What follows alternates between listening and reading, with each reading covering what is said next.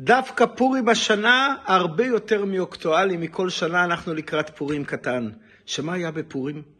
הייתה הגזרה של המן להשמיד את עם ישראל, והגזרה הזאת עוררה אותנו להוסיף בתורה, במצוות, בעבודת השם, שברוך השם הפכה את הגזרה וליהודים אורה ושמחה. אבל מה שנקרא שמן זית כתית למאור, דווקא על ידי כמו הזית שקודשים אותו, אז אנחנו מקבלים את המאור הגדול.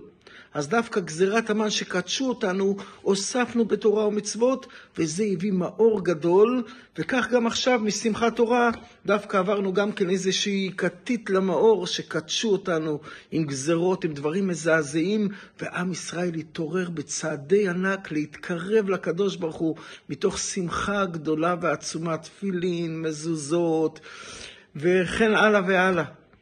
אבל כבר אנחנו מתפללים שכבר הכתית תהיה לא באופן חס ושלום של גזרות, אלא כולם יהיו בריאים, ובעזרת השם החטופים יחזרו, וליהודים אורה ושמחה. אז איך נוכל לקבל מוטיבציה לעבודת השם בלי כתית? אז הרבי אומר, יש עוד סוג של כתית, שלא חס ושלום גזרה, אלא שיהיה לנו רחבות ועשירות גם בגשמיות וגם ברוחניות, אלא הכתית זה מעצם זה שמשיח לא בא, מעצם זה שהאור האלוקי מוסתר, ויהודי רוצה שיהיה גילוי אור אלוקי בכל העולם, וכל רגע שזה לא קורה זה מה שמזעזע אותו לגמרי, ונותן לו מוטיבציה להוסיף בתורה ומצוות, כדי כבר שיהיה האר פניך וניוושע, שכל הבריאה תכיר ותעבוד את הבורא. וכל רגע שזה לא קורה, מה הוא זועק?